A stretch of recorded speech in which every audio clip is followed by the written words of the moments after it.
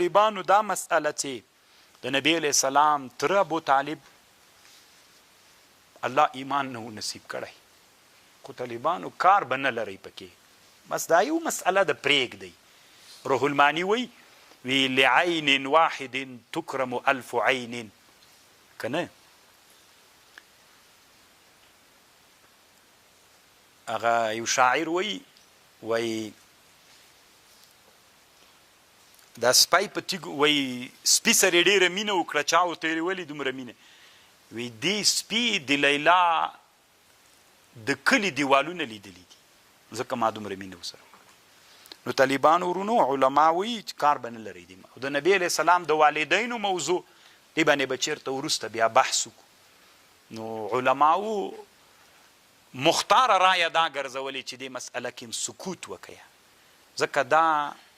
د عامو انسانانو مور پلار نه دي دا د محمد رسول الله صلی الله علیه وسلم نو کار به نه لري طالبانو دې مسئله کې داسې استغراق حالت ته به نه ننوځئ امام سیوطي شپږ کتابه په دې جوړ کړي چې د رسول الله مور پلار مسلمانان دي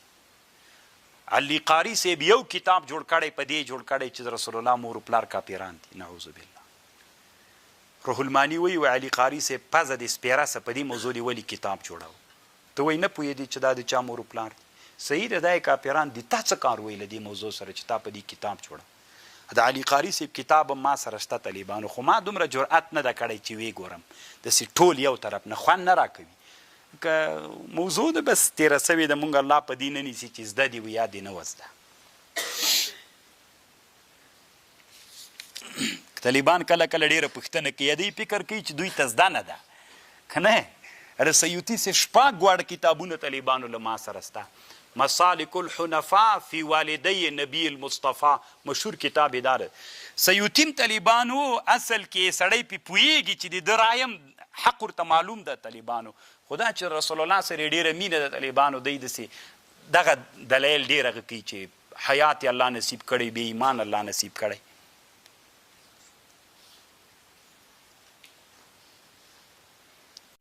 او بل دا د طالبانو په علومو د قرآن کې بله دا ده چې الله کله کله قرآن په ژبه د بعضې صحابو نازل کړی خو مهمه دلته دا ده په علماو د مدرسو په علمي میدان کې مشهوره دا ده چې د عمر رضی الله عنه په ژبه الله قرآن را نازل کړی بعضې 15 ځایې دي داسې چې الله عز وجل قرآن څنګه نازل کړی د عمر رضی الله عنه د رای موافق نازل کړی مثلا عمر رضی الله عنه نبی علیہ السلام ته وی کاش کې مو مقام ابراهیم مصلا نیولی وی الله عز وجل قرآن را نازل که واتخذوا من مقام ابراهیم مصلا 15 ځایه الله عز وجل قرآن د عمر رضی الله عنه د رای موافق نازل کړی دا یو لوی کرامت خدا تنا تر عمر پورې خاص نه د طالبانو د علمي میدان کې مشهوره داسې ده خو 3 صحابه نورم دي طالبانو چې هغوی ته الله دا منقبت نصیب کړی یو زید ابن حارثه یو ابو ایوب انصاري ده کله چې طالبانو عایشې رضی الله عنها باندې د افک تهمت ولګېده دې دواړو نه چې رسول الله پوښتنه وکړه دوی ورته ویل سبحانک هذا بهتان عظیم قرآن هم بیا همداسې را نازل سو سبحانک هذا بهتان عظیم نو دا د دوی د رای موافق هم قرآن دغه آیات نازل سوی ده زید ابن حارثه او ابو ایوب انصاری او طالبانو مصعب ابن عمیر رضی الله عنه د احد په جهاد کې شهید سوی صحابي ده د لیوا د اسلام لیوای په لاس کې نیولې وه دا لاس یې پریسو وی د بل لاس ته راواخلي ښی لاس باندې نیولې ولا په ښي لاس یې نیولې وه دا پریسو په چپ لاس یې ونیو نو داسې نارې وهلې ما محمد الا رسول قد خلت من قبله الرسل افإن مات او قتل انقلبتم على عقابكم دا آیات را نازل سوی نو طالبانو د احد په میدان کې دا لاس پریسو هلته دا اوازه هم ګډه سوه چې رسول الله شهید سوی نو دا آیات د ځان سره ویلي الله عز وجل بیا د قرآن هم همداسې را نازل څو صحابه دي چې الله قرآن د دوی د رای موافق نازل کړی خو لفظن هغه لفظ موافق هم د معنا په لحاظ باندې دی به وایي چې نور هم سته کنه. عمر رضی الله عنه مشهور ده، زید ابن حارثه، ابو ایوب انصاری او مصعب ابن عمیر، څلور صحابه دي چې الله د قرآن د رای موافق نازل کړی ده. طالبانو ورونو یوه مسله دلته دا ده چې یو هغه عین همغه لفظ ده، یو معنا ده طالبانو. یعنی مثلا یوه معنا به صحابه وویلې، بیا به د معنا مطابق قرآن الله نازل که، الفاظ د صحابي نه وي. واتخذو من دا عین د عمر صاحب الفاظ وي. یو موافقت فی المعنا ده، یو موافقت فی اللفظ ده. طالبانو دې ټکي تم فکر وي. صحابه څنګه ویلي طالبانو؟ هذا بهتان عظیم کنه، سبحانك هذا بهتان عظیم. دا قرآن عین په همدغه لفظ نه نازل سو.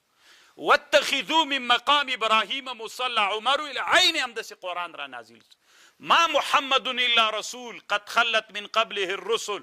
عین په همدغه لفظ قرآن را نازل سو. دې ته موافقات لفظیه وي طالبانو، یو موافقات معنویه دي. موافقات معنویه طالبانو یو څه نور هم سته ده چې هغه دلته د ذکر کړي دي. خو طالبانو د یو ډېر ښه اعتراض کړی دی، یو سوال یې کړی دی، هغې ډېر ښه جواب کړی. دا واورئ، ابن عقیله مکی وایي وی قرآن چې ده دا خو معجزه ده. قرآن اسم للنظم والمعنى جميعا. قرآن معجزه ده. نو چې قرآن معجزه سوله، نو بیا عمر رضی الله عنه یا زید رضی الله عنه یا ابو ایوب یا مصعب ابن عمیر څنګه دا باندې تلفظ وک؟ نو قرآن خو معجز ده، خپل لفظ د قرآن هم معجزه ده. نو چې معجزه سوله، نو دا خو د الله خصوصیت ده. دوی ولې تلفظ پې وکړو مخکې له دې نه چې نازل سوی نه ده؟ نو د جواب کړی طالبانو حاصل دی جواب دا ده. رسول صلی الله علیه وسلم وی په پخوانیو امتونو کې داسې خلک ول چې الله به ورته الهام کو. که په دې امت کې داسې یو څوک چې الهام ورته وسي، نو هغه به عمر رضی الله عنه. نو طالبانو دغه الفاظ چې عمر رضی الله عنه ته راغلل، واتخذوا من مقام ابراهیم مصلی، دا لفظ عمر رضی الله عنه له خولې نه غیر اختیاري وتلی، الله ورته الهام کړی. سبحانك هذا بهتان عظیم د زید او د ایوب، ابو ایوب رضی الله عنهما له خولې نه چې وتلی، دا د دوی په اختیار کې نه و، الله عز وجل دوی ته الهام کړی تر نه وتلی. همدارنګه ما محمد الا رسول قد خلت من قبله الرسل، دا د عمر رضی الله عنه له خولې دی، مصعب ابن عمیر له خولې نه چې وتلی د دوی، یعنی دا الفاظ عین د الله ول دوی ته الهام کړل، دوی نه غیر اختیاري وتلی دي. خبر باندې پوه شو؟ نو دا جواب د دلته کړی دی.